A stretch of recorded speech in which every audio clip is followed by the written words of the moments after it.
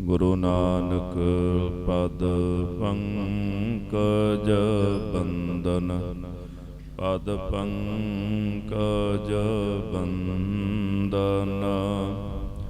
ਸਿਮਰੋ ਅੰਗਦ ਦੁਖ ਨਿਕੰਦਨ, ਅਮਰਦਾਸ ਗੁਰ ਹਿਰਦੈ ਧਿਆਵ, ਜੇ ਹਿਰਦੈ ਧਿਆਵ। ਸ਼੍ਰੀ ਗੁਰੂ ਰਾਮਦਾਸ ਗੁਣ ਗਾ, ਗੁਰ ਅਰਜਨ ਬਿਘਨਨ ਕੇ ਨਾਸਕ, ਬਿਘਨਨ ਕੇ ਨਾਸਕ।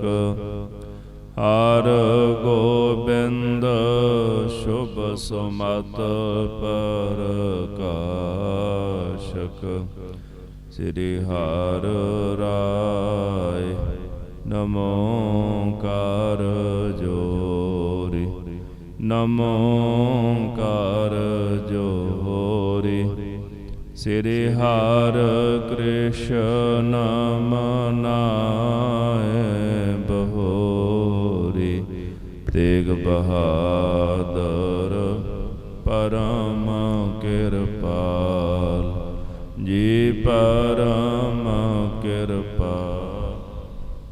ਸ਼੍ਰੀ ਗੁਰੂ ਗੋਬਿੰਦ ਸਿੰਘ ਵਿਸਾਲ, ਤਰੋ ਤਰਾ ਪਰ ਪੁਨ ਪੁਨ ਸੀਸਾ, ਜੀ ਪੁਨ ਪੁਨ ਸੀਸਾ।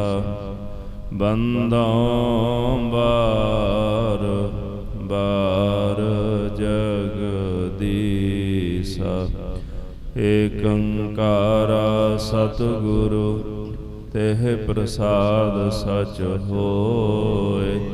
ਵਾਹਿਗੁਰੂ ਜੀ ਕੀ ਫਤਿਹ ਹੈ, ਵਿਘਨ ਬਿਨਾਸਨ ਸੋਇ। ਵਾਹਿਗੁਰੂ ਜੀ ਕੀ ਫਤਿਹ ਹੈ, ਵਿਘਨ ਬਿਨਾਸਨ ਸੋਇ। ਸਤਨਾਮ ਸ੍ਰੀ ਵਾਹਿਗੁਰੂ ਸਾਹਿਬ ਜੀ। इतने मैं पृथ्विया पहुँचे गुरु पास आन, हेत सन मान के उठह कीन बंदना। मदन महान को बखान कै बिठायो तीर, आप दे अधिक कर जान दुख कंदना। वाहिगुरु जी का खालसा, वाहिगुरु जी की फतेह। जुग हो जुग अटल, चवर छतर तख्त के मालिक सतगुरु।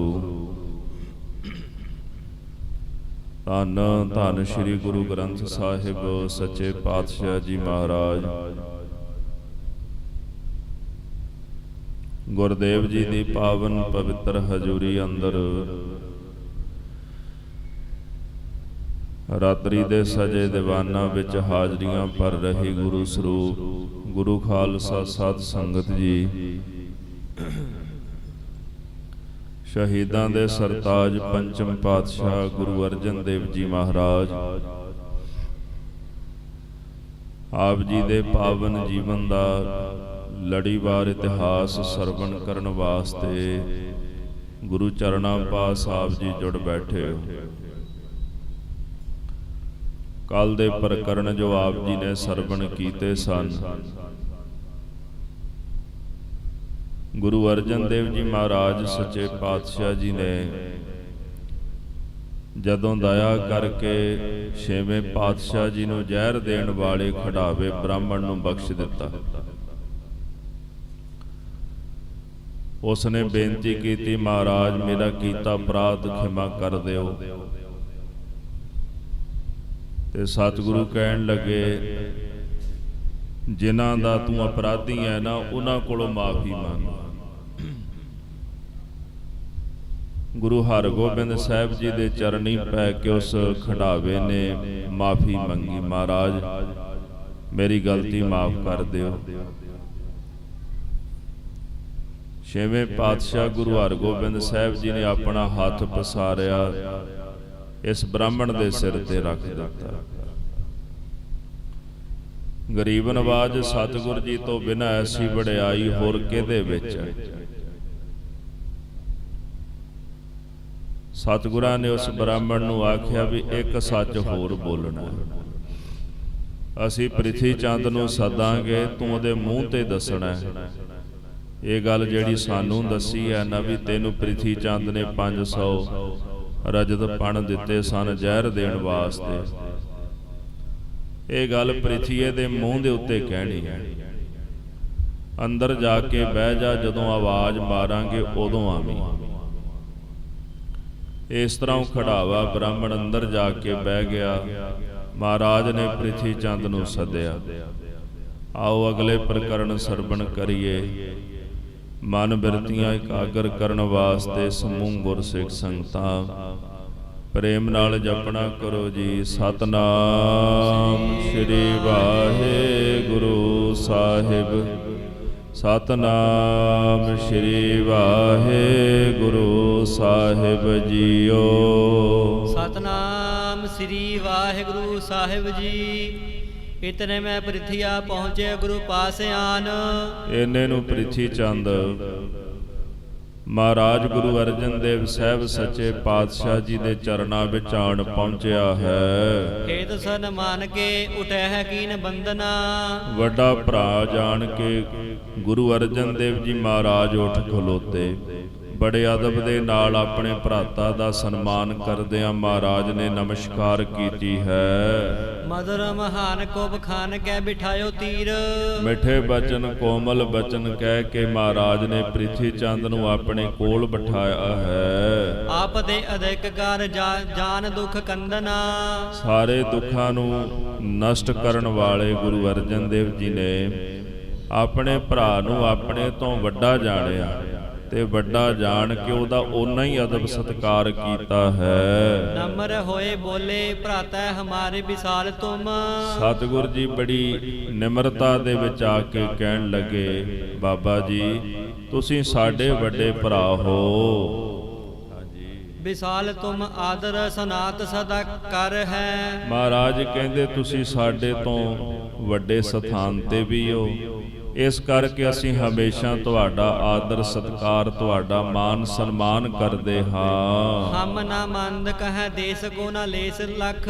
ਸਤਿਗੁਰ ਜੀ ਕਹਿੰਦੇ ਫਿਰ ਅਸੀਂ ਤੁਹਾਨੂੰ ਕਦੇ ਮਾੜਾ ਨਹੀਂ ਕਹਿੰਦੇ, ਅਸੀਂ ਤੁਹਾਡੇ ਨਾਲ ਪ੍ਰੇਮ ਕਰਦੇ ਹਾਂ ਤੇ ਤੁਸੀਂ ਰੰਚਕ ਮਾਤਰ ਵੀ ਆਪਣੇ ਮਨ ਅੰਦਰ ਕਿਸੇ ਪ੍ਰਕਾਰ ਦੀ ਦਵੈਸ਼ ਨਹੀਂ ਜਾਣਨੀ। ਵਿਸ਼ੇਸ਼ ਹਮ ਜਾਣਤ ਅਸ਼ੇਸ਼ ਤੁਮ ਬਨਤ ਬਿਲੰਦਨਾ। ਅਸੀਂ ਆਪਣੇ ਆਪ ਤੋਂ ਹਮੇਸ਼ਾ ਤੁਹਾਨੂੰ ਵਿਸ਼ੇਸ਼ ਵੱਡਾ ਹੀ ਜਾਣਿਆ, ਅਸੀਂ ਕਦੇ ਆਪ ਨਹੀਂ ਵੱਡੇ ਬਣੇ ਬਲਕਿ ਤੁਹਾਨੂੰ ਵੱਡਾ ਜਾਣ ਕੇ ਤੁਹਾਡਾ ਆਦਰ ਸਨਮਾਨ ਕੀਤਾ ਹੈ। ਬੜੋ ਪ੍ਰਾਤ ਪਿਤਾ ਕੇ ਸਨਮਾਨ ਜਗ ਜਾਣਿਤ। ਹੁਣ ਅਸੀਂ ਤਾਂ ਤੁਹਾਨੂੰ ਵੱਡਾ ਬਣਾਉਨੇ ਆ ਪਰ ਤੁਸੀਂ ਵੱਡੇ ਬਣਦੇ ਨਹੀਂ। ਤੁਹਾਨੂੰ ਪਿਤਾ ਦੇ ਸਥਾਨ ਤੇ ਅਸੀਂ ਜਾਣਿਆ ਇਸ ਜਗਤ ਅੰਦਰ। ਜਗਤ ਦੇ ਲੋਕ ਕਹਿੰਦੇ ਨੇ ਵੀ ਵੱਡਾ ਭਰਾ ਪਿਓ ਦੇ ਸਮਾਨ ਪਿਤਾ ਦੇ ਸਥਾਨ ਤੇ ਹੁੰਦਾ ਹੈ ਤੇ ਅਸੀਂ ਤੁਹਾਨੂੰ ਪਿਤਾ ਦੇ ਸਥਾਨ ਤੇ ਜਾਣਨਾ ਕੀਤਾ ਹੈ। ਹਿਤ ਕੋ ਕਰਤ ਇਹ ਬਾਰਤਾ ਪ੍ਰਮਾਨ ਕੀ। ਮਹਾਰਾਜ ਕਹਿੰਦੇ ਅਸੀਂ ਤੁਹਾਡੇ ਨਾਲ ਬੜਾ ਹਿਤ ਪਿਆਰ ਕਰਦੇ ਹਾਂ। ਇਹ ਜਿਹੜੀ ਵਾਰਤਾ ਪ੍ਰਮਾਣਿਤ ਵਾਰਤਾ ਹੈ, ਜਿਹੜੀ ਜਗਤ ਵਿੱਚ ਪ੍ਰਸਿੱਧ ਹੈ ਕਿ ਵੱਡਾ ਭਰਾ ਪਿਤਾ ਦੇ ਸਥਾਨ ਤੇ ਹੁੰਦਾ ਹੈ। ਬੈਰ ਮਨ ਠਾਨੇ ਤੋਏ ਹਮਾਰੇ ਸੰਗ ਹੋਏ ਤੋਰੇ। ਪਰ ਸਤਿਗੁਰੂ ਕਹਿੰਦੇ ਤੁਸੀਂ ਮਾਣ ਨਹੀਂ ਰੱਖਿਆ ਵੱਡਾ ਹੋਣ ਦਾ। ਜੇ ਤੁਹਾਡੇ ਮਨ ਅੰਦਰ ਕਿਸੇ ਤਰ੍ਹਾਂ ਦਾ ਕੋਈ ਵੈਰ ਭਾਵ ਹੋਵੇਗਾ ਤੇ ਸਾਡੇ ਨਾਲ ਹੋਵੇਗਾ। ਤੁਹਾਡੀ ਕੋਈ ਰੰਜਸ ਹੋਵੇਗੀ, ਕੋਈ ਲੜਾਈ ਹੋਵੇਗੀ ਤੇ ਉਹ ਕੇਵਲ ਸਾਡੇ ਨਾਲ ਹੀ ਹੋਵੇਗੀ। ਬਾਲਕ ਅਦੋਸ਼ ਨਹੀਂ ਮਿੱਤਰ ਸਤਰ ਜਾਨ ਕੀ। ਜਿਹੜਾ ਬਾਲਕ ਛੋਟਾ ਜਿਹਾ ਅਦੋਸ਼ ਹੈ, ਉਹਦੇ ਵਿੱਚ ਕਿਸੇ ਤਰ੍ਹਾਂ ਦਾ ਦੋਸ਼ ਨਹੀਂ। ਉਹਨੂੰ ਮਿੱਤਰ ਦੁਸ਼ਮਣ ਦੀ ਪਛਾਣ ਤੱਕ ਨਹੀਂ, ਤੇ ਤੁਸੀਂ ਉਸ ਬਾਲਕ ਦਾ ਹੀ ਮਾੜਾ ਕਰੀ ਜਾਂਦੇ ਹੋ। ਖੋਟੇ ਕੰਮ ਕੀਨ ਬਿਖ ਦਈ ਸੋ ਦਿਵਾਏ ਦੀਨ। ਤੁਸੀਂ ਬੜਾ ਵੱਡਾ ਖੋਟਾ ਕੰਮ ਕੀਤਾ ਹੈ। ਦਹੀਂ ਦੇ ਵਿੱਚ ਜ਼ਹਿਰ ਮਿਲਾ ਕੇ ਤੇ ਉਸ ਬ੍ਰਾਹਮਣ ਦੇ ਦੁਆਰਾ ਗੁਰੂ ਹਰਗੋਬਿੰਦ ਸਾਹਿਬ ਜੀ ਨੂੰ ਤੁਸੀਂ ਜ਼ਹਿਰ ਖਵਾਉਣ ਦਾ ਯਤਨ ਕੀਤਾ ਹੈ। ਵਿਪਰ ਕੋ ਲੁਭਾਏ ਲੀਨ ਪ੍ਰੇਰਿਓ ਦੂਰ ਬਾਨ ਕੀ। ਉਸ ਬ੍ਰਾਹਮਣ ਨੂੰ ਤੁਸੀਂ ਮਾਇਆ ਦਾ ਲਾਲਚ ਦੇ ਕੇ ਉਹਨੂੰ ਲੁਭਾਏ ਮਾਨ ਕਰ ਲਿਆ। ਤੇ ਸਤਿਗੁਰੂ ਕਹਿੰਦੇ ਮਾੜਾ ਕਰਮ ਕਰਨ ਵਾਸਤੇ ਤੁਸੀਂ ਉਹਨੂੰ ਪ੍ਰੇਰਿਆ, ਤੁਸੀਂ ਆਪ ਤਾਂ ਕਰਨਾ ਹੀ ਸੀ ਮਾੜਾ ਕਰਮ, ਤੇ ਨਾਲ ਨਾਲ ਉਸ ਬ੍ਰਾਹਮਣ ਨੂੰ ਵੀ ਮਾੜੇ ਕੰਮ ਲਈ ਪ੍ਰੇਰਿਆ ਹੈ। ਲਾਜ ਨਾ ਜਹਾਨ ਕੀ ਨਾ ਕੀਨ ਕੁਲ ਕਾਨ ਕੀ। ਨਾ ਤਾਂ ਤੁਹਾਨੂੰ ਭਰਾਤਾ ਜੀ ਸੰਸਾਰ ਦੀ ਸ਼ਰਮ, ਸਮਾਜ ਦੀ ਸ਼ਰਮ ਹੈ, ਤੇ ਨਾ ਹੀ ਤੁਹਾਨੂੰ ਆਪਣੀ ਇਸ ਮਹਾਨ ਸੋਢੀ ਬੰਸ ਦੀ ਸ਼ਰਮ ਹੈ। ਨਾ ਰੀਤ ਦਇਆਵਾਨ ਕੀ ਨਾ ਪਾਪ ਕੀ ਨਾ ਪਛਾਨ ਕੀ। ਇਹ ਜਿਹੜੀ ਰੀਤ ਦਇਆਵਾਨ ਪੁਰਸ਼ਾਂ ਦੀ ਰੀਤ ਨਹੀਂ। ਦਇਆਵਾਨ ਪੁਰਸ਼ ਤਾਂ ਪਰਾਏ ਦੇ ਉੱਪਰ ਵੀ ਬੜਾ ਉਪਕਾਰ ਕਰਦੇ ਨੇ, ਤਰਸ ਕਰਦੇ ਨੇ। ਤੁਸੀਂ ਤਾਂ ਆਪਣੇ ਭਤੀਜੇ ਦਾ ਮਾਣ ਤੱਕ ਨਹੀਂ ਰੱਖਿਆ। ਤੇ ਸਤਿਗੁਰੂ ਗੁਰੂ ਅਰਜਨ ਦੇਵ ਸਾਹਿਬ ਜੀ ਕਹਿੰਦੇ ਨਾ ਹੀ ਤੈਨੂੰ ਪਾਪ ਦੀ ਪਛਾਣ ਹੈ। ਜਮ ਕੋ ਨਾ ਜਾਣਿਓ ਨ ਕਲੰਕ ਕੋ ਪਰਮਾਨਿਓ। ਨਾ ਤੂੰ ਜੰਮਾਂ ਦਾ ਡਰ ਮਨ ਵਿੱਚ ਜਾਣਿਆ ਹੈ, ਤੇ ਨਾ ਹੀ ਤੂੰ ਮਨ ਵਿੱਚ ਇਹ ਵਿਚਾਰਿਆ ਹੈ ਵੀ ਜੇ ਮੈਂ ਇਹੋ ਜਿਹਾ ਕੰਮ ਕਰਾਂਗਾ ਮੇਰੀ ਕੁਲ ਨੂੰ ਕਲੰਕ ਲੱਗ ਜਾਵੇਗਾ। ਹੋਇ ਅਜਾਨ ਹਿਤ ਹਾਨਿਓ ਕਾਜ ਠਨ ਮਤ ਮੰਦ ਮੰਦ ਕੋ। ਤੂੰ ਅਣਜਾਣ ਬਣ ਕੇ ਆਪਣੇ ਭਤੀਜੇ ਦਾ, ਆਪਣੇ ਭਰਾ ਦਾ ਪਿਆਰ ਅੰਦਰੋਂ ਨਸ਼ਟ ਕਰ ਦਿੱਤਾ ਹੈ। ਤੈਨੂੰ ਨਾ ਆਪਣੇ ਭਤੀਜੇ ਨਾਲ ਪਿਆਰ ਹੈ, ਨਾ ਤੈਨੂੰ ਆਪਣੇ ਭਰਾ ਦੇ ਨਾਲ ਪਿਆਰ ਹੈ। ਤੇ ਜਿਹੜਾ ਕੰਮ ਖੋਟੇ ਲੋਕ, ਮਾੜੀ ਮੱਤ ਵਾਲੇ ਲੋਕ ਕਰਦੇ ਨੇ, ਉਹ ਜਿਹੜਾ ਖੋਟਾ ਕੰਮ ਤੂੰ ਕੀਤਾ ਹੈ। ਰਾਖੇ ਗੁਰੂ ਨਾਨਕ ਸਹਾਏ ਪਏ ਆਨ ਕਰ। ਇਹ ਤਾਂ ਗੁਰੂ ਨਾਨਕ ਸਾਹਿਬ ਸੱਚੇ ਪਾਤਸ਼ਾਹ ਜੀ ਸਾਡੇ ਆ ਕੇ ਸਹਾਈ ਹੋਏ, ਜਿਨ੍ਹਾਂ ਨੇ ਗੁਰੂ ਹਰਗੋਬਿੰਦ ਸਾਹਿਬ ਮਹਾਰਾਜ ਦੀ ਰੱਖਿਆ ਕੀਤੀ ਹੈ। ਤੇਰੇ ਮੁਖ ਕਾਲਖ ਲਗਾਹੀ ਜਿਮ ਚੰਦ ਕੋ। ਜਿਵੇਂ ਚੰਦਰਮੇ ਨੂੰ ਕਾਲਖ ਲੱਗੀ ਹੋਈ ਹੈ ਨਾ, ਜਿਹੜਾ ਗੌਤਮ ਰਿਸ਼ੀ ਸੀਗਾ ਉਹਨੇ ਚੰਦਰਮੇ ਨੂੰ ਸ਼ਰਾਪ ਦਿੱਤਾ, ਨੂੰ ਖਈ ਰੋਗ ਦਾ ਰੋਗ ਹੋ ਗਿਆ। ਮਹਾਰਾਜ ਕਹਿੰਦੇ ਜਿਵੇਂ ਚੰਦਰਮੇ ਨੂੰ ਕਲੰਕ ਲੱਗਿਆ ਹੋਇਆ, ਇਸੇ ਪ੍ਰਕਾਰ ਤੂੰ ਵੀ ਆਪਣੇ ਮੂੰਹ ਤੇ ਕਾਲਖ ਮਲ ਲਈ ਹੈ। ਇਹੋ ਜੀ ਕਾਲਖ ਮਲੀ ਹੈ, ਇਹੋ ਜਿਹਾ ਕਲੰਕ ਤੇਰੇ ਮੂੰਹ ਤੇ ਲੱਗਿਆ ਜਿਹੜਾ ਕਦੇ ਵੀ ਨਹੀਂ ਮਿਟੇਗਾ। ਮੇਟਾ ਨਾ ਪਖਾਰੀ ਦਿਨੋ ਦਿਨ ਹੋਏ ਕਾਰੀ ਬੋਹ। ਜਿਹੜੀ ਕਾਲਸ਼ ਤੇਰੇ ਮੂੰਹ ਤੇ ਲੱਗੀ ਹੈ ਨਾ, ਇਹ ਤਾਂ ਧੋਤਿਆਂ ਵੀ ਨਹੀਂ ਉਤਰਨੀ। ਜਿਉਂ-ਜਿਉਂ ਇਹਨੂੰ ਧੋਣ ਦਾ ਯਤਨ ਕਰੇਗਾ ਨਾ, ਤਿਉਂ-ਤਿਉਂ ਇਹ ਕਾਲਸ਼ ਹੋਰ ਜ਼ਿਆਦੀ ਕਾਲੀ ਹੁੰਦੀ ਜਾਵੇਗੀ। ਆਪ ਜਸ ਭਾਰੀ ਦੁੱਖ ਕਾਰੀ ਲੈ ਬਿਲੰਦ ਕੋ। ਇਸ ਜਗਤ ਵਿੱਚ ਜਿਹੜਾ ਬੜਾ ਭਾਰੀ ਵੱਡਾ ਦੁਖਦਾਈ ਅਪਜਸ ਹੋਵੇਗਾ, ਭਾਵ ਲੋਕ ਤੇਰੀ ਨਿੰਦਿਆ ਕਰਨਗੇ, ਤੇਰੇ ਕੀਤੇ ਹੋਏ ਮਾੜੇ ਕੰਮ ਤੇ ਤਰਕਾਰਾਂ ਪਾਇਆ ਕਰਨਗੇ। ਹਸਨ ਕੋ ਕੀਚ ਜਿਮ ਕਾਮਲ ਕਮਲ ਬੀਚ। ਸਤਿਗੁਰੂ ਕਹਿੰਦੇ ਜਿਵੇਂ ਹੰਸ ਹੁੰਦਾ ਹੈ ਨਾ, ਤੇ ਚੱਕੜ ਵਿੱਚ ਫਿਰਦਾ ਹੈ, ਤੇ ਜਿਵੇਂ ਕਮਲ ਦਾ ਫੁੱਲ ਹੁੰਦਾ ਹੈ ਉਹ ਵੀ ਹੇਠਲੇ ਪਾਸਿਓਂ ਚੱਕੜ ਨਾਲ ਲਿਬੜਿਆ ਹੁੰਦਾ। ਮਹਾਰਾਜ ਜੀ ਕਹਿੰਦੇ ਇਸੇ ਪ੍ਰਕਾਰ ਜਿਹੜੀ ਗੁਰੂ ਕੁਲ ਹੈ ਨਾ, ਇਹ ਗੁਰੂ ਕੁਲ ਹੰਸ ਦੇ ਵਾਂਗੂ ਤੇ ਕਮਲ ਦੇ ਫੁੱਲ ਦੇ ਵਾਂਗੂ ਹੈ। ਪਰ ਜਿਹੜੀ ਤੇਰੀ ਬੁੱਧੀ ਹੈ ਇਹ ਪਾਪ ਰੂਪੀ ਚਿੱਕੜ ਦੇ ਨਾਲ ਲਿਬੜੀ ਹੋਈ ਹੈ। ਤੇਰੀ ਬੁੱਧੀ ਨੂੰ ਅੰਦਰੋਂ ਪਾਪ ਦੀ ਮੈਲ ਲੱਗੀ ਹੋਈ ਹੈ। ਗੁਰੂ ਕੁਲ ਵਿੱਚ ਪੈਦਾ ਹੋ ਕੇ ਜਿਸ ਕੁਲ ਨੂੰ ਕਿਸੇ ਤਰ੍ਹਾਂ ਦਾ ਕਲੰਕ ਨਹੀਂ, ਤੂੰ ਉਸ ਕੁਲ ਨੂੰ ਵੀ ਕਲੰਕਿਤ ਕਰਨ ਦਾ ਯਤਨ ਕੀਤਾ ਹੈ। ਤਿਮ ਬੁੱਧ ਨੀਚ ਤੇਰੀ ਕਰੈ ਛੰਦ ਬੰਦ ਕੋ। ਸਤਿਗੁਰੂ ਕਹਿੰਦੇ ਤੇਰੀ ਬੁੱਧ ਬੜੀ ਨੀਚ ਹੈ ਤੇ ਤੂੰ ਛਲਵਲ ਕਰਦਾ ਹੈ। ਲਾਗਿਓ ਏਕ ਅੰਕ ਹੀ ਕਲੰਕ ਮੁਖ ਤੇਰੇ ਅਬ। ਸਤਿਗੁਰੂ ਜੀ ਕਹਿੰਦੇ ਹੁਣ ਤੇਰੇ ਮੁਖ ਦੇ ਉੱਤੇ ਨਾ ਇੱਕ ਵਾਰ ਕੀ ਕਲੰਕ ਲੱਗ ਚੁੱਕਾ ਹੈ। ਰਹਿ ਚਿਰੰਕਾਲ ਦਹਿ ਚਿਤ ਕੁਲ ਸੁਨ ਸੁਨ। ਸਤਿਗੁਰੂ ਕਹਿੰਦੇ ਇਹ ਕਲੰਕ ਬੜਾ ਲੰਮਾ ਸਮਾਂ ਰਹੇਗਾ, ਨਹੀਂ ਮਿਟੇਗਾ। ਆਉਣ ਵਾਲੀਆਂ ਤੇਰੀਆਂ ਕੁੱਲਾਂ ਤੇਰਾ ਅਪਜਸ ਸੁਣ ਸੁਣ ਕੇ ਦੁਖੀ ਹੋਵਣਗੀਆਂ। ਜਦੋਂ ਤੇਰੇ ਪਰਿਵਾਰਾਂ ਨੂੰ ਪਤਾ ਲੱਗੇਗਾ ਕਿ ਸਾਡੇ ਵਡੇਰੇ ਨੇ ਗੁਰੂ ਹਰਗੋਬਿੰਦ ਸਾਹਿਬ ਜੀ ਨੂੰ ਦਹੀਂ ਦੇ ਵਿੱਚ ਜ਼ਹਿਰ ਖਵਾਉਣ ਦਾ ਯਤਨ ਕੀਤਾ, ਤੇ ਰਹਿੰਦੀ ਦੁਨੀਆ ਤੱਕ ਲੋਕ ਤੇਰੇ ਹੀ ਨਿੰਦਿਆ ਕਰਿਆ ਕਰਨਗੇ, ਤੇ ਜਿਸ ਨਿੰਦਿਆ ਨੂੰ ਸੁਣ ਸੁਣ ਕੇ ਤੇਰੀ ਕੁੱਲ ਦੁਖੀ ਹੋਇਆ ਕਰੇਗੀ। ਖੋਟੇ ਤੁਝ ਜਾਣੈ ਮੋਨ ਠਾਣੇ ਨਾ ਬਖਾਨੈ ਕਛ। ਤੇਰਾ ਪਰਿਵਾਰ, ਤੇਰੀ ਕੁੱਲ ਹੀ ਤੈਨੂੰ ਖੋਟਾ ਜਾਣੇਗੀ। ਲੋਕਾਂ ਕੋਲੋਂ ਨਿੰਦਿਆ ਸੁਣ ਕੇ ਉਹ ਚੁੱਪ ਹੋ ਜਾਇਆ ਕਰਨਗੇ। ਸੰਗਤਾਂ ਮਜ਼ਾਰ ਪਛਤਾਵੈ ਸੀਸ ਪੁੰਨ ਪੁੰਨ। ਤੇਰੀ ਕੁੱਲ ਸੰਗਤਾਂ ਦੇ ਵਿੱਚ ਚੁੱਪ ਹੋ ਜਾਇਆ ਕਰੇਗੀ, ਤੇ ਆਪਣਾ ਸਿਰ ਹਿਲਾਇਆ ਕਰਨਗੇ ਜਦੋਂ ਤੇਰੀ ਬਾਤ ਸੁਣਿਆ ਕਰਨਗੇ ਕਿ ਸਾਡੇ ਵੱਡੇ ਵਡੇਰੇ ਨੇ ਇਹੋ ਜਿਹੇ ਘਿਨਾਉਣੇ ਕੰਮ ਕੀਤੇ ਹਨ। ਸੋਨੇ ਗੁਰ ਸਿੱਖ ਦੀਨੀ ਬਾਲਕ ਕੇ ਬਿਖ ਇਨ। ਜਦੋਂ ਸਾਡੇ ਗੁਰਸਿੱਖ ਵੀ ਸੁਣਨਗੇ ਨਾ ਕਿ ਪ੍ਰਿਥੀ ਚੰਦ ਦੀ ਕੁੱਲ ਜਿਹੜੀ ਕਲੰਕਤ ਹੈ, ਕਿਉਂਕਿ ਇਹਨਾਂ ਦੇ ਵਡੇਰੇ ਨੇ ਗੁਰੂ ਹਰਗੋਬਿੰਦ ਸਾਹਿਬ ਨੂੰ ਜ਼ਹਿਰ ਦੇਣ ਦਾ ਯਤਨ ਕੀਤਾ ਹੈ। ਚਾਹੇਗੇ ਨਾ ਮੁਖ ਬਿਖ ਦੋਸ ਮਾਹ ਗੁਣ ਗਨ। ਕਹਿੰਦੇ ਗੁਰੂ ਕੇ ਸਿੱਖ ਤੁਹਾਡਾ ਮੂੰਹ ਵੀ ਵੇਖਣਾ ਨਹੀਂ ਚਾਹਣਗੇ, ਤੁਹਾਡੇ ਵਿੱਚ ਭਾਰੀ ਦੋਸ਼ ਜਾਣ ਕੇ, ਤੁਹਾਡੇ ਔਗੁਣਾਂ ਨੂੰ ਜਾਣ ਕੇ ਮੇਰੇ ਗੁਰਸਿੱਖ ਪਿਆਰੇ ਤੁਹਾਡਾ ਮੁਖ ਵੀ ਨਹੀਂ ਵੇਖਿਆ ਕਰਨਗੇ। ਨਿੰਦਕ ਉਚਾਰੈ ਤੇਰੀ ਕ੍ਰਿਤ ਕੋ ਧਿਕਾਰੈ ਸਭ। ਤੇਰੀ ਲੋਕ ਨਿੰਦਿਆ ਕਰਿਆ ਕਰਨਗੇ, ਤੇਰੇ ਕੀਤੇ ਹੋਏ ਖੋਟੇ ਕੰਮ ਦੇ ਉੱਤੇ ਲਾਂਤਾਂ ਪਾਇਆ ਕਰਨਗੇ। ਫੈਲਾ ਜਗ ਸਾਰੇ ਪਨੈ ਆਪ ਸਮੈ ਪੁੰਨ ਪੁੰਨ। ਤੇਰਾ ਆਪ ਜਸ ਤੇਰੀ ਨਿੰਦਿਆ ਸਾਰੇ ਜਗਤ ਵਿੱਚ ਫੈਲ ਜਾਏਗੀ ਤੇ ਲੋਕ ਆਪਸ ਵਿੱਚ ਮਿਲ ਕੇ ਬਾਰ-ਬਾਰ ਤੇਰੇ ਕੀਤੇ ਘਿਨਾਉਣੇ ਕੰਮ ਆਪਸ ਵਿੱਚ ਵਿਚਾਰਿਆ ਕਰਨਗੇ। ਕ੍ਰੋਧ ਕਰ ਛੋਭ ਸੋ ਹੰਕਾਰ ਤਰ ਬੋਲਿਓ ਤਬ। ਗੁਰੂ ਅਰਜਨ ਦੇਵ ਮਹਾਰਾਜ ਸੱਚੇ ਪਾਤਸ਼ਾਹ ਦੇ ਬਚਨ ਸੁਣ ਕੇ ਪ੍ਰਿਥੀ ਚੰਦ ਦੇ ਹਿਰਦੇ ਵਿੱਚ ਕ੍ਰੋਧ ਪੈਦਾ ਹੋ ਗਿਆ ਤੇ ਹੰਕਾਰ ਭਰੇ ਬਚਨ ਗੁਰੂ ਅਰਜਨ ਦੇਵ ਜੀ ਮਹਾਰਾਜ ਜੀ ਦੇ ਸਨਮੁਖ ਬੋਲਦਾ ਹੈ। ਝੂਠੇ ਉਪਲੰਤ ਦੇਤ ਆਪ ਤੇ ਬਨਾਏ ਕਰ। ਆਖਦਾ ਮੈਨੂੰ ਝੂਠੇ ਉਲਾਂਭੇ ਦਿੰਦੇ ਹੋ, ਜਾਣ ਬੁੱਝ ਕੇ ਤੁਸੀਂ ਮੇਰੇ ਤੇ ਤੁਹਮਤਾਂ ਲਾਉਂਦੇ ਹੋ ਤੇ ਜਿਹੜੀਆਂ ਤੁਹਮਤਾਂ ਮੇਰੇ ਤੇ ਲਾ ਰਹੇ ਹੋ ਇਹ ਤੁਸੀਂ ਆਪ ਬਣਾਈਆਂ ਹੋਈਆਂ ਹਨ। ਹਮਰੋ ਬਿਗਾਰ ਜਹਾਂ ਜਾਤੇ ਬਿਖ ਦੇਨ ਜਹਾਂ। ਤੁਸੀਂ ਸਾਡਾ ਵਿਗਾੜਿਆ ਹੀ ਕੀ ਹੈ ਕਿ ਮੈਂ ਤੁਹਾਡੇ ਪੁੱਤਰ ਨੂੰ ਜ਼ਹਿਰ ਦੇ ਦਿਆਂ। ਜੇ ਤੁਸੀਂ ਮੇਰਾ ਕੁਝ ਵਿਗਾੜਿਆ ਹੁੰਦਾ ਫਿਰ ਤਾਂ ਮੇਰੇ ਕੋਲ ਕਾਰਨ ਹੁੰਦਾ ਕਿ ਮੈਂ ਤੁਹਾਡੇ ਪੁੱਤਰ ਨੂੰ ਜ਼ਹਿਰ ਦਿਆਂ। ਤੁਸੀਂ ਸਾਡਾ ਕੁਝ ਵਿਗਾੜਿਆ ਨਹੀਂ ਤੇ ਮੈਂ ਤੁਹਾਡਾ ਕੁਝ ਨਹੀਂ ਵਿਗਾੜਿਆ ਤੇ ਨਾ ਹੀ ਮੈਂ ਤੁਹਾਡੇ ਪੁੱਤਰ ਨੂੰ ਕਿਸੇ ਪ੍ਰਕਾਰ ਦੀ ਜ਼ਹਿਰ ਦਿੱਤੀ ਹੈ। ਮੇਰੋ ਨਾਮ ਕੌਣ ਲੇਤ ਦਵੈਸ ਉਪਜਾਏ ਕਰ। ਹਿਰਦੇ ਵਿੱਚ ਈਰਖਾ ਪੈਦਾ ਕਰਕੇ ਕੌਣ ਮੇਰਾ ਨਾਮ ਲੈ ਰਿਹਾ ਹੈ। ਕਉ ਨਹਿ ਪ੍ਰੇਰੋ ਕਬ ਕਰੂਰ ਕਹਿਓ ਕਹਿਤ ਤੁਮ। ਮੈਂ ਤਾਂ ਕਿਸੇ ਨੂੰ ਨਹੀਂ ਪ੍ਰੇਰਿਆ, ਮੈਂ ਤਾਂ ਕਿਸੇ ਨੂੰ ਪੈਸੇ ਨਹੀਂ ਦਿੱਤੇ। ਮਹਾਰਾਜ ਇਹੋ ਜਿਹਾ ਕੌਣ ਹੈ ਜਿਹੜਾ ਝੂਠ ਬੋਲ ਰਿਹਾ ਹੈ, ਤੁਹਾਨੂੰ ਬਾਰ-ਬਾਰ ਕਹਿ ਰਿਹਾ ਹੈ ਕਿ ਮੈਂ ਜ਼ਹਿਰ ਦਿੱਤੀ ਹੈ। ਦੇਖ ਨਾ ਸਕੋ ਤੁਮ ਮਤ ਦਇਆ ਉਠਾਏ ਇੱਕ। ਮਹਾਰਾਜ ਅਸਲ ਦੇ ਵਿੱਚ ਜਿਹੜੇ ਤੁਹਾਡੇ ਸਿੱਖ ਨੇ ਨਾ ਮੇਰਾ ਜਸ ਨਹੀਂ ਵੇਖ ਸਕਦੇ ਤੇ ਤੁਸੀਂ ਵੀ ਮੇਰੀ ਵਡਿਆਈ ਨੂੰ ਵੇਖ ਨਹੀਂ ਸਕਦੇ, ਇਸ ਵਾਸਤੇ ਤੁਸੀਂ ਝੂਠੀਆਂ ਤੁਹਮਤਾਂ ਮੇਰੇ ਤੇ ਲਾਉਂਦੇ ਹੋ। ਹੱਥ ਨ ਕੋ ਮਲ ਕਰ ਬਾਤ ਨ ਬਣਾਏ ਲੇਤ। ਤੁਸੀਂ ਆਪਣੀਆਂ ਹੱਥਾਂ ਦੀਆਂ ਤਲੀਆਂ ਮਲ ਕੇ ਨਾ ਗੱਲਾਂ ਬਣਾ ਲੈਂਦੇ ਹੋ।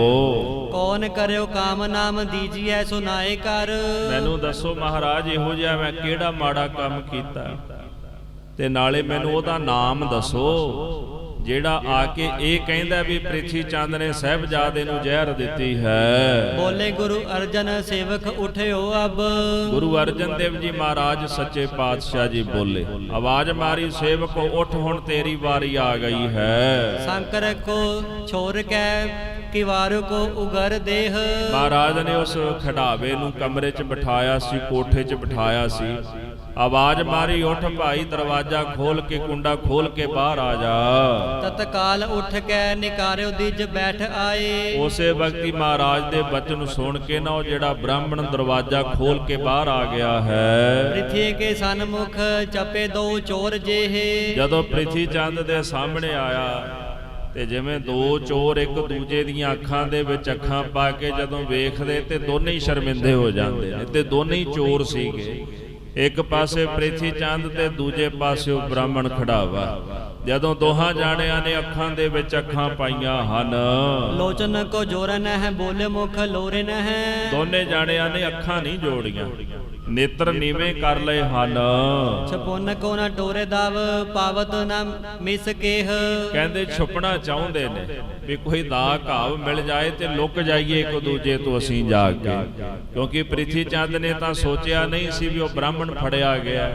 ਉਹਨੇ ਤਾਂ ਸੋਚਿਆ ਵੀ ਐਵੇਂ ਕਿਤੇ ਮੇਰੇ ਤੇ ਤੁਹਮਤਾਂ ਲਾਉਂਦੇ ਨੇ। ਪਰ ਜਦੋਂ ਬ੍ਰਾਹਮਣ ਸਾਹਮਣੇ ਆਇਆ ਤੇ ਪ੍ਰਿਥੀ ਚੰਦ ਨੂੰ ਹੁਣ ਛੁਪਣ ਵਾਸਤੇ ਕੋਈ ਦਾਵ ਨਹੀਂ ਲੱਭਦਾ। ਤੇ ਮਹਾਰਾਜ ਸੱਚੇ ਪਾਤਸ਼ਾਹ ਗੁਰੂ ਅਰਜਨ ਦੇਵ ਸਾਹਿਬ ਗਰੀਬ ਨਵਾਜ ਇਹਨਾਂ ਦੋਹਾਂ ਦੇ ਚਿਹਰੇ ਵੱਲ ਵੇਖਦੇ ਹਨ। ਉਗਰਿਓ ਕਪਟ ਜਾਤ ਨਿਗਰਿਓ ਪ੍ਰਿਥੀ ਕੇ ਵਿੱਚ। ਮਹਾਰਾਜ ਜੀ ਕਹਿੰਦੇ ਹਨ ਜਦੋਂ ਕਪਟ ਉਗਲ ਗਿਆ ਨਾ ਦੋਹਾਂ ਜਾਣਿਆਂ ਦਾ, ਤੇ ਜਿਹੜਾ ਪ੍ਰਿਥੀ ਚੰਦ ਆ ਉਹ ਧਰਤੀ ਵਿੱਚ ਨਿਗਰਦਾ ਜਾਂਦਾ ਹੈ। ਮੁਖ ਪੈ ਘੁਟਾਈ ਕੀ ਸ਼ਰਮ ਬਰਖਾਏ ਮੇਹ। ਕਹਿੰਦੇ ਮੁਖ ਦੇ ਉੱਤੇ ਪਸੀਨਾ ਆਣਾ ਸ਼ੁਰੂ ਹੋ ਗਿਆ ਪ੍ਰਿਥੀ ਚੰਦ ਦਾ। ਕਵੀ ਸੰਤੋਖ ਸਿੰਘ ਕਹਿੰਦੇ ਇਸ ਤਰ੍ਹਾਂ ਜਾਣ ਲਓ ਕਿ ਜਿਵੇਂ ਸ਼ਰਮ ਦਾ ਮੀਂਹ ਵਰਗਿਆ ਹੋਵੇ ਪ੍ਰਿਥੀ ਚੰਦ ਦੇ ਚਿਹਰੇ ਉੱਪਰ। ਬੋਲਿਓ ਦੀ ਜਮੂੰਡ ਕਹਿਓ ਕਰਾਇਓ ਥੋ ਕਪਟ ਗੂੜ। ਉਹ ਬ੍ਰਾਹਮਣ ਬੋਲੇ ਆਖਣ ਲੱਗਾ, ਹੇ ਮੂਰਖ ਪ੍ਰਿਥੀ ਚੰਦ, ਇਹ ਜਿਹੜਾ ਮਾੜਾ ਭੈੜਾ ਛਲ ਵਾਲਾ ਧੋਖੇ ਵਾਲਾ ਕਰਮ ਤੂੰ ਮੇਰੇ ਕੋਲੋਂ ਕਿਉਂ ਕਰਾਇਆ ਹੈ? ਕੈਸੇ ਗੁਰ ਬੰਸ ਮੈਂ ਜਨਮ ਤੁਮ ਲੀਨਿਓ। ਤੂੰ ਗੁਰੂ ਦੀ ਬੰਸ ਵਿੱਚ ਜਨਮ ਕਿਵੇਂ ਲੈ ਲਿਆ? ਤੇਰੇ ਵਰਗਾ ਖੋਟਾ ਮਨੁੱਖ ਤਾਂ ਗੁਰੂ ਘਰ ਵਿੱਚ ਨਹੀਂ ਸੀ ਜੰਮਣਾ ਚਾਹੀਦਾ। ਆਪ ਪਾਪ ਕੂਪ ਮੈਂ ਡੁਬਤ ਮੋਹ ਕੋ ਸੰਗ ਗ੍ਰਹਿ। ਆਪ ਤਾਂ ਤੂੰ ਪਾਪ ਦੇ ਖੂਹ ਦੇ ਵਿੱਚ ਡੁੱਬਦਾ ਸੀ ਤੇ ਨਾਲ ਨਾਲ ਤੂੰ ਮੈਨੂੰ ਵੀ ਫੜ ਲਿਆ, ਮੈਨੂੰ ਵੀ ਡੋਬਣ ਲੱਗਾ ਸੀ। ਕਰਾਮਾਤ ਸਾਹਿਬ ਸੋ ਬੈਰ ਬੜ ਕੀਨ ਕੀ। ਜਿਹੜੇ ਮਾਲਕ ਬਖਸ਼ਿਸ਼ਾਂ ਕਰਨ ਵਾਲੇ ਰਹਿਮਤਾਂ ਵਰਸਾਉਣ ਵਾਲੇ ਨੇ ਗੁਰੂ ਅਰਜਨ ਦੇਵ ਜੀ ਮਹਾਰਾਜ, ਗੁਰੂ ਹਰਗੋਬਿੰਦ ਸਾਹਿਬ ਸੱਚੇ ਪਾਤਸ਼ਾਹ ਜੀ ਮਹਾਰਾਜ, ਉਹਨਾਂ ਦੇ ਨਾਲ ਤੂੰ ਏਡਾ ਵੱਡਾ ਬੈਰ ਕਮਾਉਣ ਲੱਗਾ ਸੀ। ਕਿਮ ਨਿਭਿਓ ਗੇ ਦੋ ਲੋਕ ਸੁਖ ਖੇਖੇ। ਜਿਹੜੇ ਸਤਿਗੁਰੂ ਸਾਰੀਆਂ ਬਖਸ਼ਿਸ਼ਾਂ ਦੇ ਮਾਲਕ ਨੇ ਉਹਨਾਂ ਦੇ ਨਾਲ ਵੈਰ ਕਮਾ ਕੇ ਕਹਿੰਦੇ ਕਿਵੇਂ ਸਾਡੇ ਦੋਨੇ ਲੋਕ ਨਿਭਣਗੇ? ਤੇਰੀ ਵਜ੍ਹਾ ਕਰਕੇ ਤੇਰੇ ਤਾਂ ਦੋਹਾਂ ਲੋਕਾਂ ਦੇ ਸੁਖ ਗਏ, ਤੇਰੇ ਕਰਕੇ ਮੇਰੇ ਵੀ ਦੋਨੇ ਲੋਕਾਂ ਦੇ ਸੁਖ ਨਾਸ਼ ਹੋ ਗਏ ਹਨ।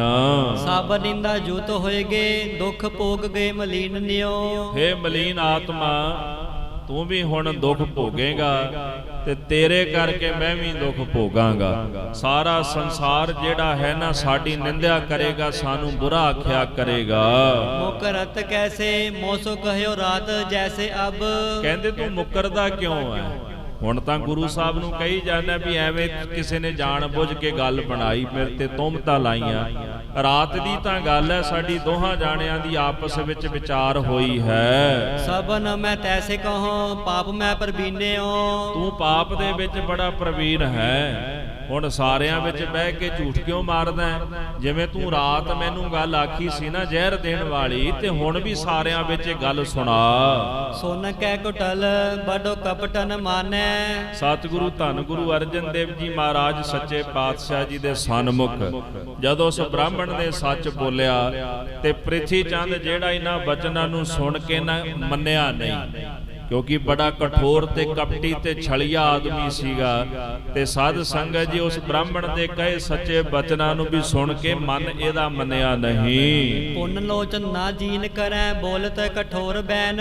ਕ੍ਰੋਧ ਦੇ ਵਿੱਚ ਆ ਕੇ ਸਾਧ ਸੰਗਤ ਜੀ ਕਹਿੰਦੇ ਕਠੋਰ ਬਚਨ ਬੋਲਣ ਲੱਗਾ ਤੇ ਪ੍ਰਿਥੀ ਚੰਦ ਨੇ ਆਪਣੇ ਨੇਤਰ ਵੀ ਥੱਲੇ ਨਹੀਂ ਕੀਤੇ, ਕਿਉਂਕਿ ਜਿਹੜਾ ਬੰਦਾ ਪਾਪੀ ਹੁੰਦਾ ਉਹਨੂੰ ਕੋਈ ਸ਼ਰਮ ਹਿਆ ਥੋੜਾ ਹੁੰਦੀ ਹੈ ਵੀ ਮੈਂ ਮਾੜਾ ਕੀਤਾ, ਮੈਂ ਬੁਰਾ ਕੀਤਾ, ਵੀ ਚਲੋ ਲੋਕ ਲੱਜਾ ਦੀ ਕੋਈ ਗੱਲ ਹੁੰਦੀ ਹੈ। ਪ੍ਰਿਥੀ ਚੰਦ ਨੂੰ ਰੰਚਕ ਮਾਤਰ ਵੀ ਕੋਈ ਲੋਕ ਲੱਜਾ ਦੀ ਬਾਤ ਨਹੀਂ ਸੀ, ਇਸ ਵਾਸਤੇ ਉਹਨੇ ਆਪਣੇ ਨੇਤਰ ਥੱਲੇ ਨਹੀਂ ਕੀਤੇ, ਬਲਕਿ ਕਠੋਰ ਬਚਨ ਮਹਾਰਾਜ ਸੱਚੇ ਪਾਤਸ਼ਾਹ ਜੀ ਦੇ ਸਨਮੁਖ ਕਹਿਣ ਲੱਗਾ ਹੈ। ਕਹਾ ਪਇਓ ਦਿਜ ਕੋ ਸਿਖਾਏ ਕਹਿ ਕਹਿਓ ਕੂਰ।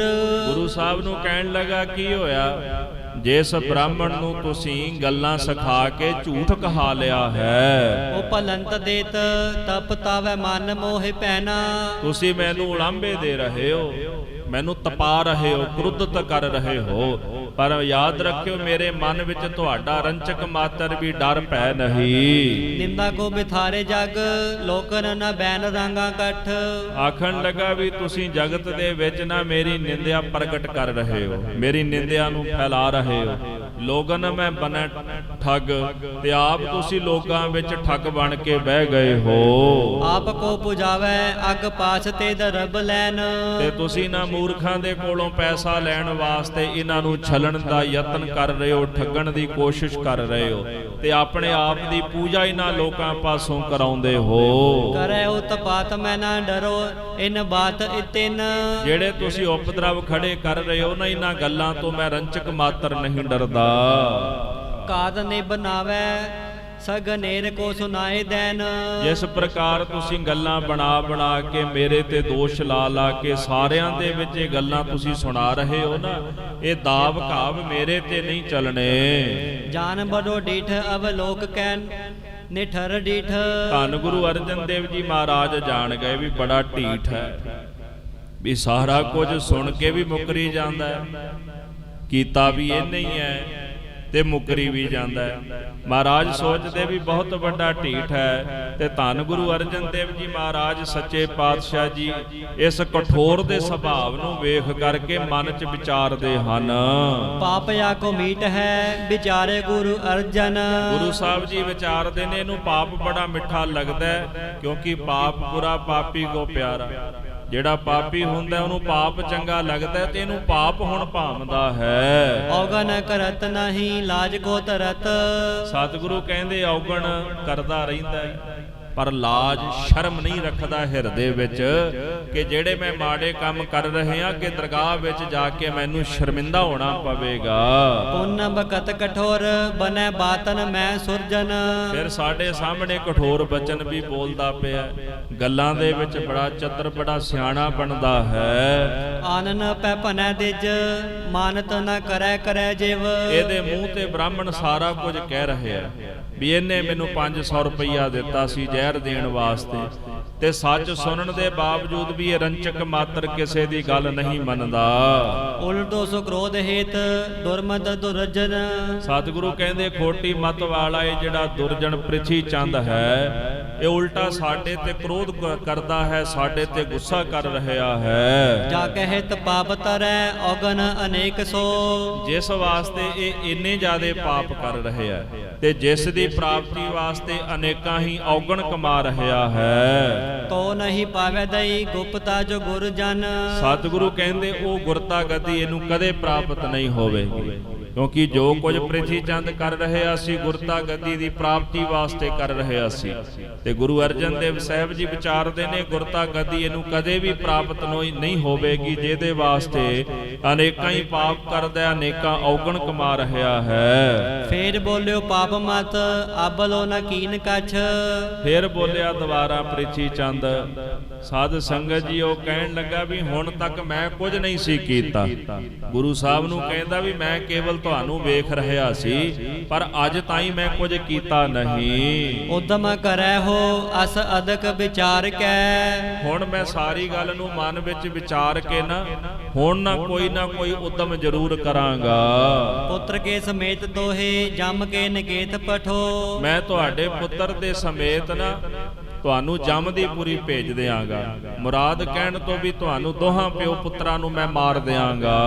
ਕਉ ਦਿਨ ਬੀਤ ਲੇਹੋ ਡੀਠ ਔਰ ਧਾਰ ਕੈ। ਉਦੋਂ ਫਿਰ ਤੁਹਾਨੂੰ ਪਤਾ ਲੱਗੇਗਾ ਜਦੋਂ ਤੁਹਾਨੂੰ ਆਪਣੇ ਕੀਤੇ ਹੋਏ ਦੀ ਸਜ਼ਾ ਪ੍ਰਾਪਤ ਹੋਵੇਗੀ। ਇਸ ਗੱਲ ਨੂੰ ਤੁਸੀਂ ਆਪਣੇ ਹਿਰਦੇ ਦੇ ਅੰਦਰ ਨਾ ਚੰਗੀ ਤਰ੍ਹਾਂ ਵਿਚਾਰ ਲਓ ਤੇ ਧਾਰ ਲਓ। ਜੋ ਮੈਂ ਕਹਿ ਰਿਹਾ ਇਹ ਮੈਂ ਕਰਕੇ ਦਿਖਾਵਾਂਗਾ।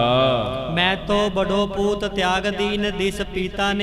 ਮੈਂ ਤਾਂ ਵੱਡਾ ਪੁੱਤਰ ਸੀ, ਪਰ ਮੇਰੇ ਪਿਤਾ ਗੁਰੂ ਰਾਮਦਾਸ ਮਹਾਰਾਜ ਨੇ ਮੇਰਾ ਤਿਆਗ ਕਰ ਦਿੱਤਾ, ਮੈਨੂੰ ਗੱਦੀ ਨਹੀਂ ਦਿੱਤੀ। ਆਪ ਬਸੈ ਮੈਂ ਅਲਪ ਲੀਨ ਗੁਪਤਾ ਹੰਕਾਰ ਕੈ। ਤੇ ਤੁਹਾਡੀ ਉਮਰ ਛੋਟੀ ਸੀ ਤੇ ਤੁਸੀਂ ਗੁਰਤਾ ਗੱਦੀ ਦੀ ਪ੍ਰਾਪਤੀ ਕਰ ਲਈ।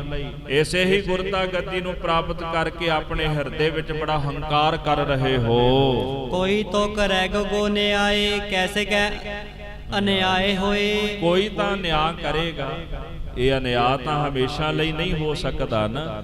ਕੋਈ ਤਾਂ ਇਦਾਂ ਦਾ ਆਵੇਗਾ ਜਿਹੜਾ ਮੇਰੇ ਨਾਲ ਨਿਆਂ ਕਰੇਗਾ। ਜਿਹੜਾ ਮੇਰਾ ਅਧਿਕਾਰ ਹੈ ਗੁਰਤਾ ਗੱਦੀ ਦਾ ਜੋ ਤੁਸੀਂ ਖੋਹ ਲਿਆ, ਇਹ ਮੈਂ ਤੁਹਾਡੇ ਕੋਲੋਂ ਜ਼ਰੂਰ ਵਾਪਸ ਲਵਾਂਗਾ। ਨਾਤਰ ਅੰਧੇਰ ਪਰੈ ਜਗ ਅਵਿਚਾਰ ਕੈ। ਤੇ ਜੇ ਮੈਨੂੰ ਨਿਆਂ ਪ੍ਰਾਪਤ ਨਾ ਹੋਇਆ ਤੇ ਸਾਰੇ ਜਗਤ ਵਿੱਚ ਅੰਧੇਰ ਮਚ ਜਾਏਗਾ, ਚਾਰ ਚੁਫੇਰੇ ਹਨੇਰਾ ਹੀ ਹਨੇਰਾ ਫੈਲ ਜਾਏਗਾ।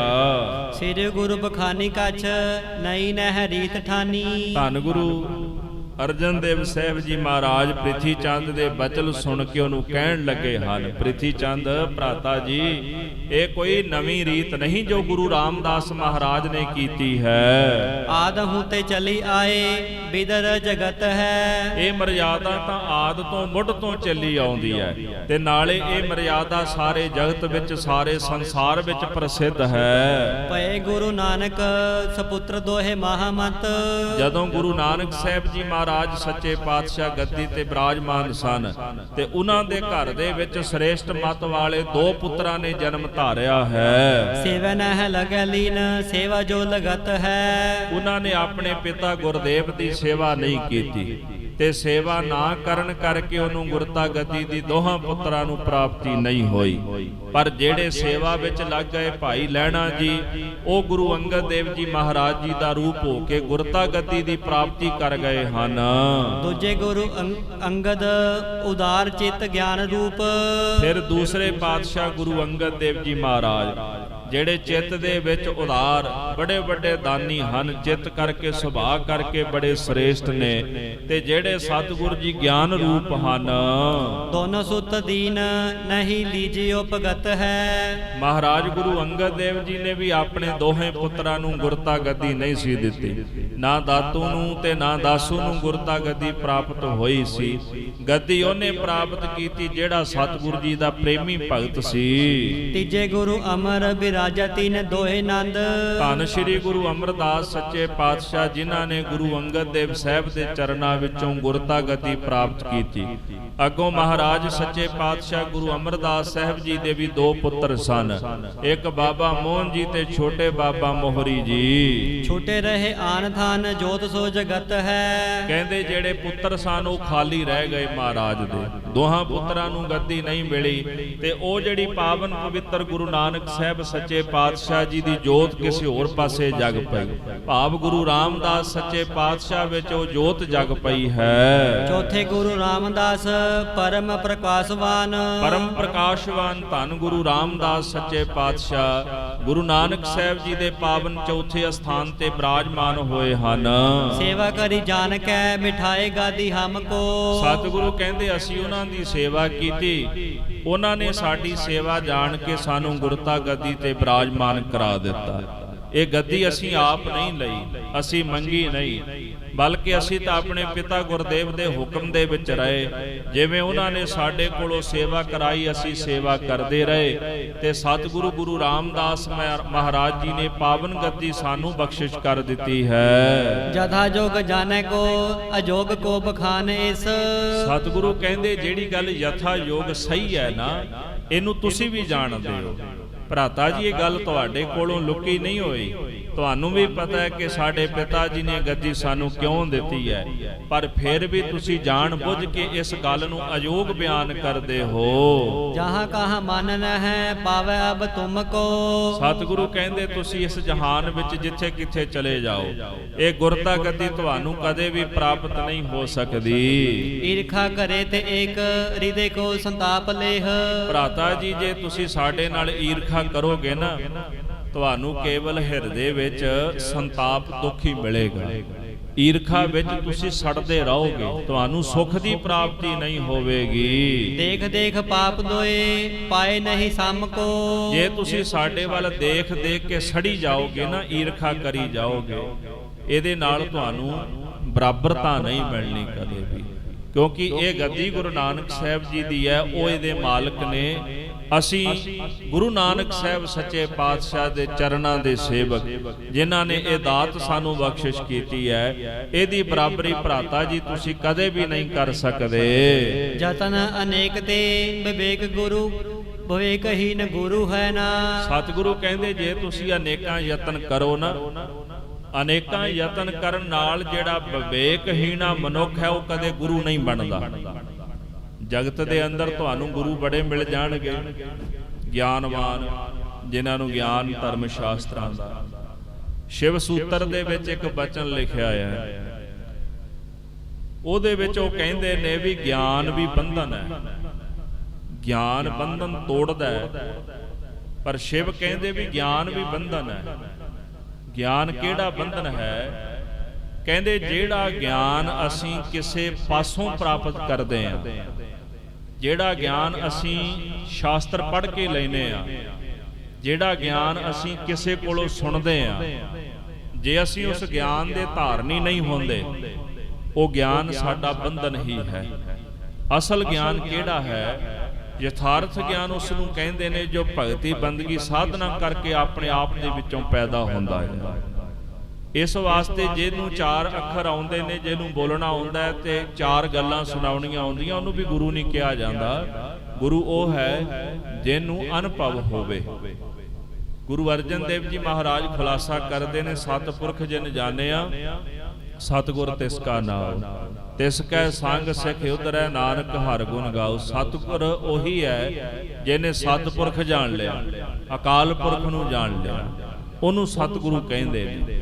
ਤੇ ਸਤਿਗੁਰੂ ਜਿਹਨੇ ਸਤਿਪੁਰਖ ਜਾਣਿਆ, ਉਹ ਉਸੇ ਹੀ ਸਤਿਪੁਰਖ ਦਾ ਦੂਸਰਾ ਰੂਪ ਹੋਇਆ ਕਰਦਾ ਜਿਹਨੂੰ ਸਰਗੁਣ ਕਹਿੰਦੇ ਨੇ। ਮਹਾਰਾਜ ਸੱਚੇ ਪਾਤਸ਼ਾਹ ਗੁਰੂ ਅਰਜਨ ਦੇਵ ਜੀ ਕਹਿੰਦੇ, ਵਿਵੇਕ ਤੋਂ ਹੀਣ, ਗਿਆਨ ਤੋਂ ਹੀਣਾ ਹੋ ਕੇ ਭਰਾਤਾ ਜੀ ਕੋਈ ਗੁਰੂ ਨਹੀਂ ਬਣਦਾ। ਤੁਸੀਂ ਭਾਵੇਂ ਲੱਖ ਅਨੇਕਾਂ ਯਤਨ ਕਰ ਲਓ, ਪਰ ਤੁਸੀਂ ਗੁਰੂ ਨਹੀਂ ਬਣ ਸਕਦੇ।